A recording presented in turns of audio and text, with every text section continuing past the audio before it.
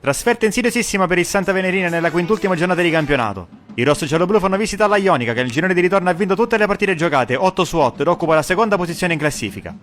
Mister Calvaruso per l'occasione recupera per la panchina il lungodegenti Daniele Scapellato e De Leonardis. L'11 titolare vede invece tornare dal primo minuto Boallegue, Spampinato e Buonaccorso, che con Galì e Zanella compongono la difesa. A centrocampo Basile, Fabrizio Scapellato e Biondi. In attacco con Sinatra e Carbonaro, Spazio e Pisasare largo a destra.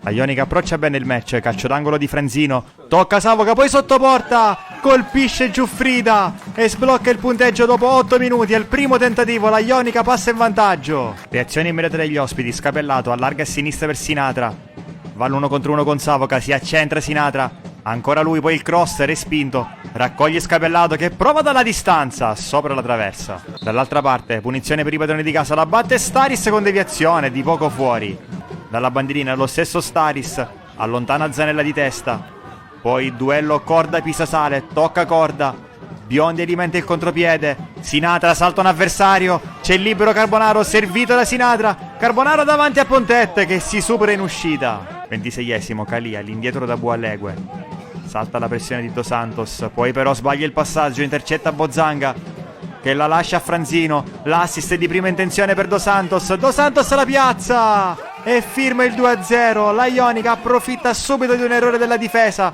e sigla il raddoppio. Provano a scuotersi il rosso-giallo-blu, piazzato di Basile, liscio di Dos Santos, la palla schizza in aria e finisce tra i piedi di Sinatra. Sinatra calcia col destro, respinge Pontet, poi il pallone finisce a Biondi, murato dalla difesa. Scadere del primo tempo, rimessa lunga di Buonaccorso, sponda di Sinatra per Scapellato dal limite, ci mette una pezza Pontet.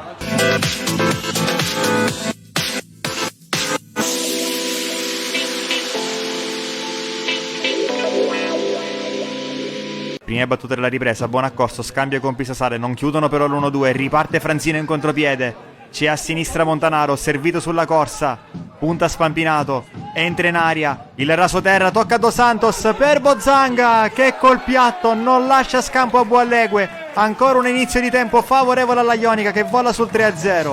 Prova a dare più peso offensivo alla sua squadra mister Calvaruso con un triplo cambio, dentro Crisiglione, De Leonardis e Daniele Scapellato, fuori Biondi, Basile e Pisasale. De Leonardis si mette subito in movimento e tocca il primo pallone della sua partita, qui taglia il campo e va a destra da Buonaccorso, dentro per Crisiglione vede Fabrizio Scapellato, servito, il cross dentro di nuovo per Crisiglione di testa, fuori non di molto. Avanza Fabrizio Scapellato, palla al piede, cerca Sinatra, braccato da Giuffrida, si lotta sulla tre quarti, Dos Santos, un errore, De Leonardis di testa verso Carbonaro con la punta, si salva in qualche modo Pontet. Un altro cambio per mister Calvaruso, fuori Zanella, dentro Vittorio, minuto 77, punizione di Sinatra, sponda di De Leonardis per Carbonaro di testa, che batte Pontet. Nino Carbonaro riapre i conti, 20 in campionato per lui, 3-1. Pontet va al rinvio nella zona di Dos Santos, duello con Spampinato che tocca di testa, favorisce Pisapia davanti a Boallegue, strepitosa uscita del portiere. Daniele Scapellato si affida a Crisiglione,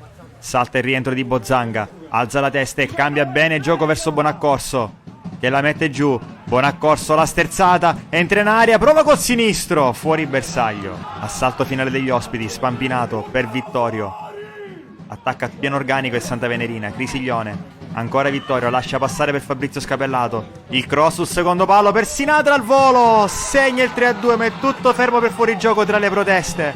La posizione irregolare di Sinatra, non chiariscono le immagini ma in questo momento a pallone già partito Sinatra sembra partire da dietro.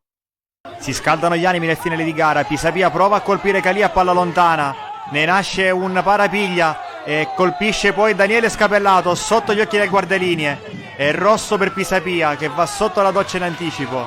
Ultimi istanti del recupero, Daniele Scapellato, grande lancio per Buonaccorso in aria, il controllo, Buonaccorso il sinistro, non lascia scampo a Pontet, Lorenzo Buonaccorso, primo gol stagionale per lui, ci crede fino alla fine il Santa Venerina. Si ferma a quota 6 la striscia dei risultati utili consecutivi del Santa Venerina che cade allo Stadio Bucalo 3-2 per mano della Ionica. La squadra di Calvaruso ha pagato a caro prezzo l'inizio dei due tempi in cui ha concesso 2 gol. Poi c'è stata una grande reazione, rabbiosa e vogliosa, per cercare di portare a casa una rimonta che sembrava a tratti impossibile. Bisogna ripartire proprio da questo finale tutto orgoglio già domenica prossima, quando allo stadio Vincenzo Grasso arriverà un bel passo a caccia di punti play-off.